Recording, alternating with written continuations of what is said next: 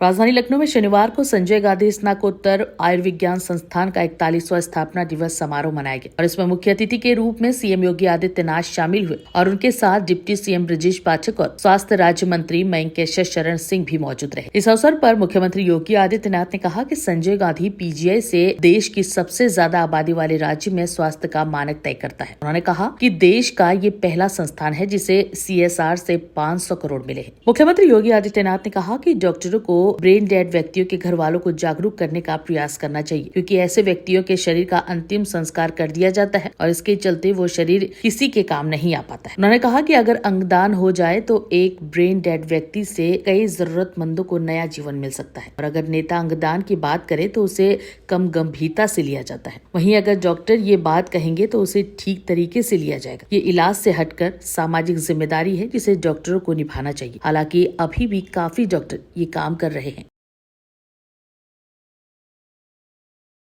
याद रखना, स्वास्थ्य एक सार्वभौमिक अधिकार है। हर व्यक्ति को स्वस्थ होने का अधिकार है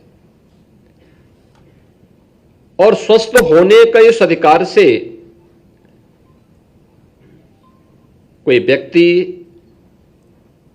या कोई सरकार उसे वंचित नहीं कर सकती। अच्छी बात है कि हम उसको सही दिनचर्या के लिए प्रेरित करें,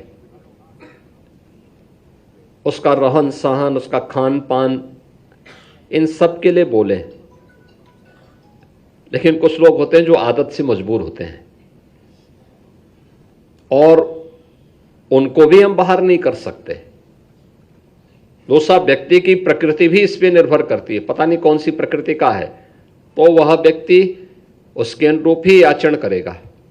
लेकिन तब भी समुदाय का और समाज का दायित्व बनता है कि उसको भी हम सही मार्ग पर ले चलने की व्यवस्था करें। और ऐसी पीजीआई वास्तव में इन सभी को प्राप्त कर सकता है। 550 एकड़ क्षेत्रफल में आपका व्यापक बृहद परिसर फैला है। इसमें भी हम लोग और कुछ भी नया कुछ दे सकते हैं लोगों के लिए। स्वस्थ दिनचर्या को आगे बढ़ाने के लिए कैसे कर सकते हैं, टेक्नोलॉजी का और बेहतर उपयोग कैसे कर सकते हैं। अभी तक आप रोबोटिक्स का ही उपयोग करके सर्जरी में उसका उपयोग कर रहे हैं। हम आर्टिफिशियल इंटेलिजेंस का उपयोग मेडिकल फील्ड में और बेहतर बनाने की दिशा में कैसे कर सकते हैं, इस दिशा में अब आ गया है कि जिसका एक बड़े केंद्र के रूप में SGPCI को हमें आगे बढ़ाना है। आज हर व्यक्ति प्रदेश में SGPCI की तरफ देखता है। आज हम लोग प्रदेश के अंदर, मैं बार बार इस बात को कहता हूं कि क्या स्थितियां थी कि उत्तर प्रदेश में 1947 से लेकर के 2017 तक केवल गवर्नमेंट के स्तर पर केवल 12 मेडिकल कॉलेज खोले गए और अकेले इस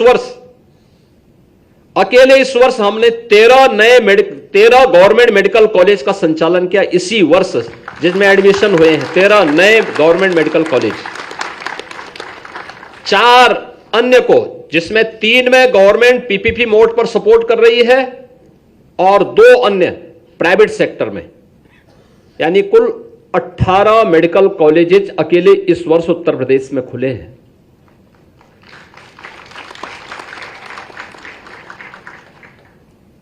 यानी 70 वर्ष में खुले 12 और 1 वर्ष में खोले जा रहा है 18। यह है स्पीड और उस स्पीड के लिए हमें अपने आप को तैयार करना होगा। आज आप देख रहे होंगे, यानी सबको डॉक्टर, लेकिन नर्सिंग स्टाफ कहां जाएगा, पैरामेडिक्स के बारे में कौन सोचेगा। आज तो हर संस्थान के साथ अपना नर्सिंग कॉलेज भी खुल रहा है। आज वहां पे पैरामेडिक्स का भी चल रहा है। अच्छे टेक्नीशियन मिल सकें, ट्रेन टेक्नीशियन मिल सकें, यह भी उतना ही महत्वपूर्ण है। और अन्य क्लिनिकल स्टाफ के बारे में भी कैसे आप उसको ट्रेंड कर सकें, यह भी सब साथ साथ जब चलेगा तब परिणाम आ पाएगा। और आज उस दिशा में कार्य प्रारंभ हुआ है। डबल इंजन की सरकार उस दिशा में तेजी से कार्य कर रही है। आज उत्तर प्रदेश जैसे राज्य में 75 जनपद हैं। इन 75 जनपदों में हम लोग 65 जनपदों में मेडिकल कॉलेजेस खोल चुके हैं।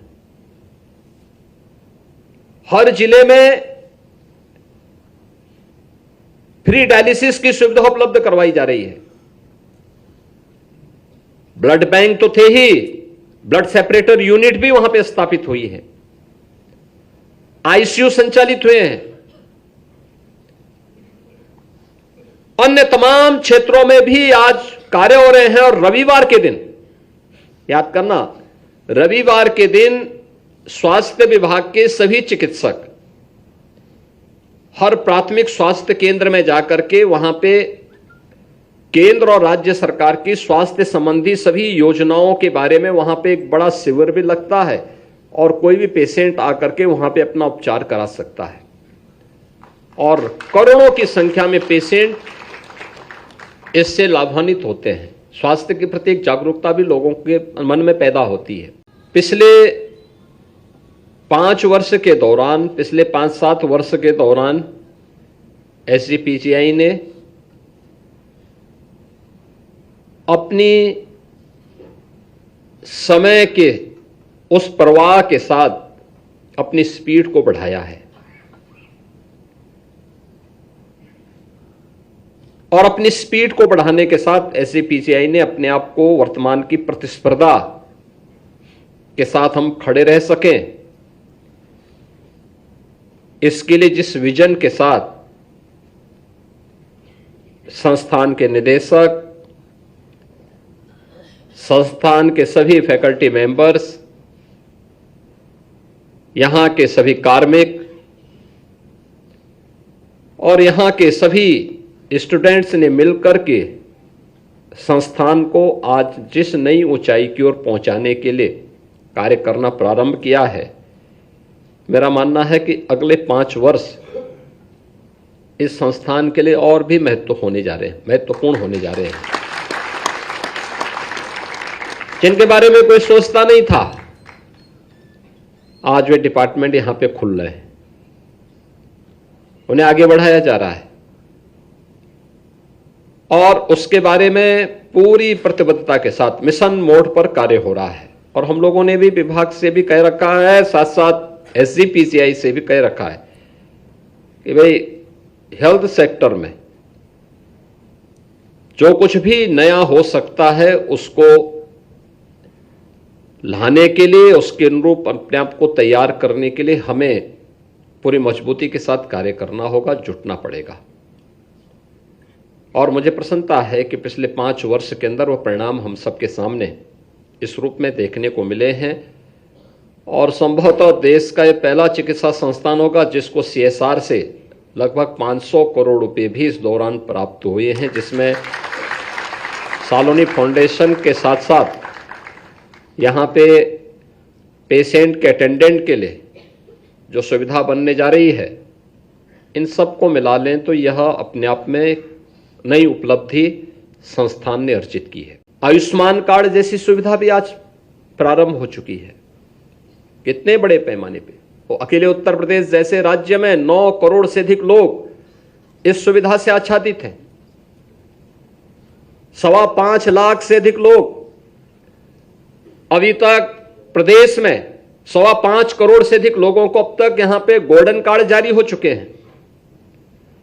और अभी हाल ही में प्रधानमंत्री जी ने 70 वर्ष से ऊपर के प्रत्येक बुजुर्ग को फ्री में प्रति वर्ष 5 लाख रुपए की स्वास्थ्य बीमा का कवर दिया है कि वह आयुष्मान वयम वंदना योजना के अंतर्गत इस योजना का लाभ ले सकता है। पहले कहां थी, सुविधा नहीं होती थी, लोगों को नहीं मिल पाता था, पिक एंड चूज होता था।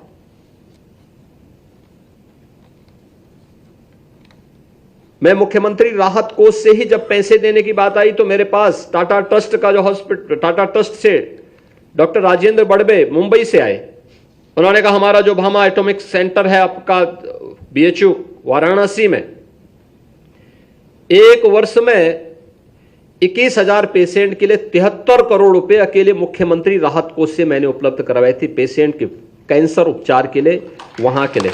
उन्होंने कहा साहब ये पैसा आपने वहां दिया, हमारा हॉस्पिटल वहां बहुत अच्छे ढंग से संचालित हो गया। लीनियर एक्सीलरेटर की व्यवस्था के लिए उन्होंने पैसा मांगा, हमने पैसा सरकार से दिया, स्वास्थ्य विभाग ने पैसा दिया, बीएचयू में वह भी कैंसर हॉस्पिटल में वह स्थापित हो चुका है।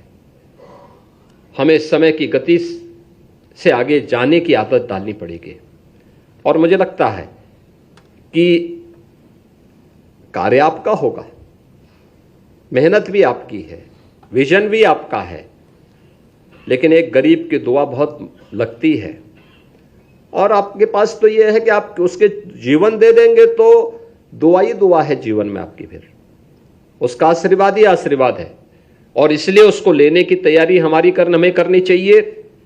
विकसित भारत के लक्ष्य को प्राप्त करने के लिए एक स्वस्थ भारत बनाना आवश्यक है, तभी समर्थ भारत बनेगा और समर्थ भारत बनेगा तो विकसित भारत दूर नहीं होगा, विकसित भारत हम सबके सामने होगा और उस दिशा में आपको अगले 9 वर्ष की शानदार यात्रा के लिए अपने आप को तैयार करना है।